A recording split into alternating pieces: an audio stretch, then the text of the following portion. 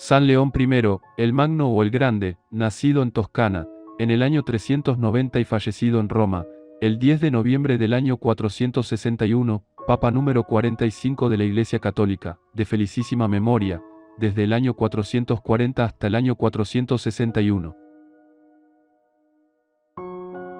Sermón en la Transfiguración del Señor, 51.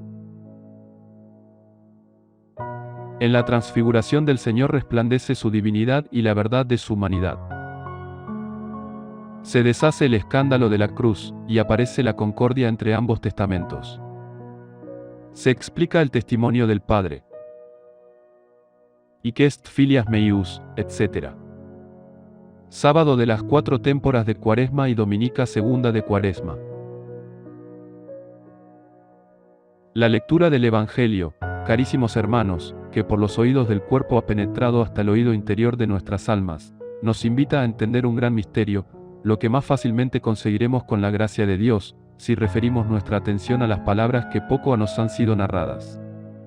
El Salvador del género humano, Jesucristo, trayéndonos aquella fe que devuelve a los impíos a la santidad y a los muertos a la vida, adoctrinaba a sus discípulos con enseñanzas y milagros a fin de que creyesen que el mismo Cristo es a la vez el unigénito de Dios y el Hijo del Hombre. Pues una sola de estas cosas sin la otra no servía para la salvación, e igual peligro existía en creer que el Señor Jesucristo, o era solo Dios sin ser hombre, o era solamente hombre sin ser Dios, porque así como una verdadera humanidad se había unido a la divinidad, así al hombre se le había agregado la divinidad. Para confirmar, pues, en el conocimiento de esta saludable creencia, había preguntado el Señor a sus discípulos qué pensaban y sentían ellos de Él, entre las varias opiniones de los demás. Entonces fue cuando el apóstol Pedro, por revelación del Eterno Padre, pasando por encima de lo humano y corporal, vio con los ojos del alma al Hijo de Dios vivo, y confesó la gloria de la divinidad, porque no reparó únicamente en la sola sustancia de la carne y de la sangre. Y tanto agradó en la sublimidad de esta fe, que agraciado con la felicidad de la bienaventuranza, recibió la sagrada fortaleza de la piedra inconmovible, sobre la cual fundada la Iglesia habría de prevalecer contra las puertas del infierno, y las leyes de la muerte, y en absolver o retener cualquier clase de juicios, se tendría por ratificado en el cielo lo que Pedro hubiese determinado. Mas la grandeza de esta alabada inteligencia, oh carísimos, tenía que ser adoctrinada sobre el misterio de la naturaleza inferior, la humana, no ocurriera que la fe apostólica, levantada hasta confesar la divinidad en Cristo, estimase incompatible e indigna de un Dios, la carga de nuestra enfermedad, y así juzgase de tal modo glorificada en la naturaleza humana, que no pudiera ser afectada por los tormentos, ni alcanzada por la muerte. Y así, diciendo el Señor, que convenía que él fuera a Jerusalén y padeciera muchas cosas por parte de los ancianos y escribas, y de los príncipes de los sacerdotes, y ser muerto, y al tercer día resucitar, como San Pedro, que iluminado con luz de lo alto, ardía en la confesión del Hijo de Dios, rechazase las ofensas y la deshonra de una muerte cruelísima con desprecio religioso, según él pensaba, fue corregido con una suave reprensión y animado a participar con él de su pasión. Toda la subsiguiente exhortación del Señor una cosa enseñó e inspiró, que los que quieren seguirle, se nieguen a sí mismos, y por la esperanza de los bienes eternos, reputen en poco la pérdida de los temporales, porque aquel finalmente salvará su alma, el que no dude perderla por Cristo. Para que los apóstoles concibiesen con toda su alma esta dichosa fortaleza, y no temblasen nada ante la aspereza de la cruz, para que no se avergonzasen de la pasión de Cristo, no tuviesen por denigrante el padecer lo mismo, pues de tal modo superarían los suplicios de la tortura que no perderían la gloria del reino. Tomó Jesús a Pedro, a Santiago y al hermano de este, Juan. Mateo 16:28. Y subiendo con ellos solos a un monte elevado, les manifestó el resplandor de su gloria, porque aunque creían en él, la majestad de Dios, sin embargo, ignoraban el poder del cuerpo bajo el que se ocultaba la divinidad. Y por eso había prometido, seria y eficazmente, que algunos de los discípulos que estaban con él no gustarían la muerte, antes de ver al Hijo del Hombre, que a estos 3 varones quiso se manifestase como perteneciente a la naturaleza de hombre que había tomado. Pues aquella inefable e inaccesible visión eterna para los limpios de corazón, de ninguna manera podían verla y comprenderla los que estaban revestidos aún de la carne mortal. Manifiesta el Señor su gloria ante los testigos elegidos, y hace brillar con tal resplandor aquella forma corporal, que le es común con los demás mortales, que su rostro semeja al fulgor del sol, y el vestido igual a la blancura de la nieve. Con esta transfiguración, pretendía especialmente sustraer el corazón de sus discípulos del escándalo de la cruz, y evitar que la voluntaria ignominia de su pasión hiciese flaquear la fe de los mismos a quienes iba a manifestar la excelencia de su dignidad oculta. Fundamentábase a sí mismo, con no menor providencia, la esperanza de la Santa Iglesia, reconociendo el cuerpo, místico, de Cristo, la transformación con que iba a ser agraciado, pues cada miembro puede prometerse, participará de la gloria que con anterioridad resplandeció en la cabeza. Lo cual ya antes había sido predicho por el Señor, cuando hablaba de la majestad de su venida. Entonces los justos resplandecerán como el sol en el reino de su Padre. Mateo 13:42. Confirmándolo el apóstol Pablo al decir: pienso, desde luego, que no son equivalentes los sufrimientos de esta vida para la gloria venidera que se nos va a revelar. Romanos 8:16. Y en otra parte: estáis muertos y vuestra vida está soterrada con Cristo en Dios. Mas cuando aparezca Cristo, que es vuestra vida, entonces también vosotros resucitaréis con él a la gloria. Colosenses 3:3. Mas para confirmar a los apóstoles y elevarlos a un superior conocimiento, se añadió otra enseñanza en aquel milagro. Pues Moisés y Elías, es decir, la ley y los profetas, aparecieron hablando con el Señor, para, con toda verdad en aquella reunión de 5 personas, se cumpliese lo que estaba escrito. En la presencia de 2 o 3 testigos se decida cualquier cuestión. Mateo 18:16.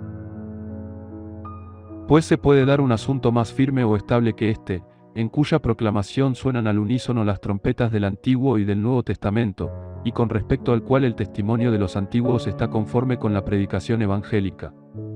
Y, claro está, que las páginas de ambos testamentos se confirman mutuamente, y el que había sido anunciado por las figuras pasadas y bajo el velo de los misterios, el resplandor de la gloria presente lo muestra manifiesto y patente. Pues como dice San Juan,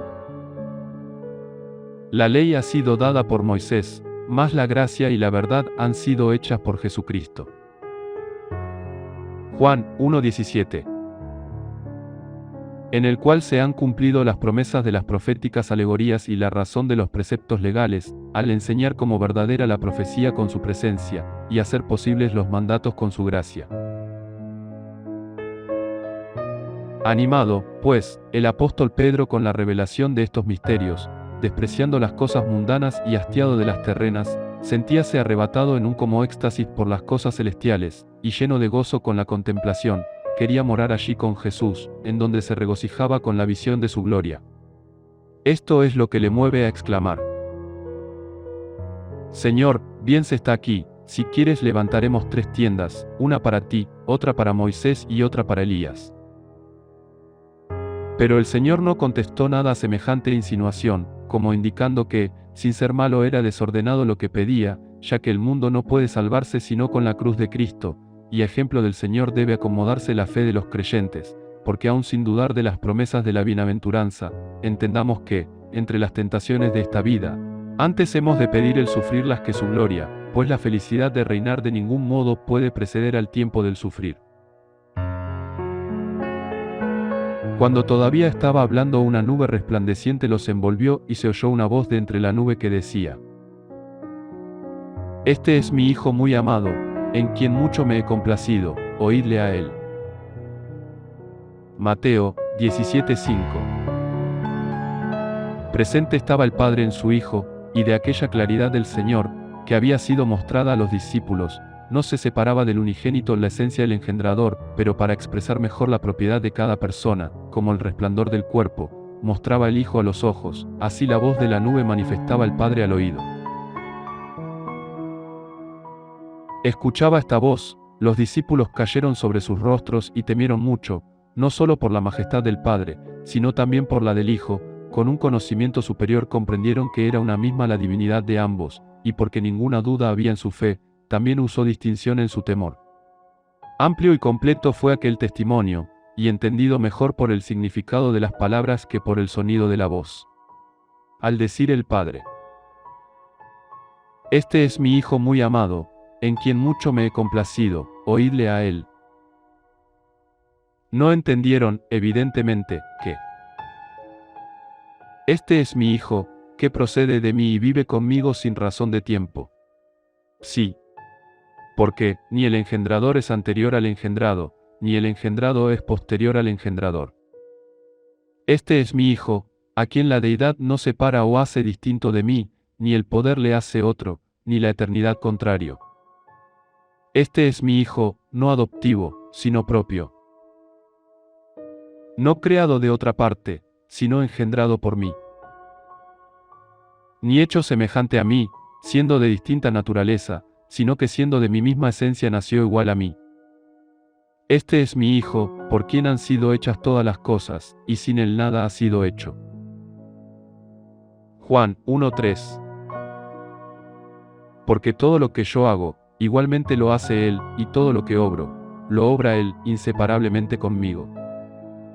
El Padre está en el Hijo, y en el Hijo el Padre, y nunca hay división en nuestra unidad. Y aun siendo yo distinto en cuanto engendré, a Él en cuanto engendrado, sin embargo, no podéis vosotros pensar cosa distinta de Él, que lo que podáis pensar de mí. Este es mi Hijo, que la igualdad que conmigo tiene, no la consiguió por robo, ni la alcanzó por usurpación, sino que permaneciendo en la misma suerte de gloria que yo, para llevar a cabo la determinación acordada por ambos de redimir al género humano, rebajó su inadmisible divinidad hasta tomar la apariencia de esclavo. Oíd, pues a este con fe firme, en quien me complazco sobremanera, y en cuya predicación me revelo, en cuya humildad soy clarificado. Él es la verdad y la vida, Él es mi misma virtud y sabiduría. Oíd a este, al que anunciaron los secretos de la ley, al que cantaron las bocas de los profetas. Oíd a este, que redime al mundo con su sangre, arroja al diablo y destruye sus poderes, que cancela el decreto del pecado y los pactos de la prevaricación. Oíd a este, que facilita el camino del cielo y por el suplicio de la cruz nos prepara los escalones para subir al reino. ¿Por qué teméis por vuestra redención? ¿Por qué tembláis los enfermos por vuestra salvación? Hágase la voluntad de Cristo, que es la mía. Despojaos del miedo carnal y revestíos de la fiel constancia. Es irracional el que temáis por la pasión del Salvador, cuando, en virtud de sus méritos, no temeréis ni la propia muerte. Estas cosas, carísimos hermanos, no se dijeron solamente para utilidad de aquellos que las oyeron con sus propios oídos, sino que en aquellos 3 apóstoles toda la iglesia aprendió cuanto ellos vieron y oyeron. Confírmese, pues, según la predicación del Santo Evangelio, la fe de todos, y nadie se avergüence de la cruz de Cristo, por la cual el mundo ha sido redimido. Ni nadie tema padecer algo por la justicia, o desconfíe de recibir el premio prometido, porque, por los trabajos llegamos al descanso, y por la muerte a la vida, ya que Él se hizo cargo de toda la debilidad de nuestra naturaleza, y si perseveramos en confesarle y amarle, venceremos, como Él venció, y alcanzaremos lo que nos prometió. Porque, ya para cumplir sus mandamientos, ya para soportar las adversidades, la voz del Padre debe resonar siempre en nuestros oídos. Este es mi Hijo muy amado, en el cual mucho me he complacido, oídle a Él. Que vive y reina con el Padre y el Espíritu Santo por los siglos de los siglos. Amén.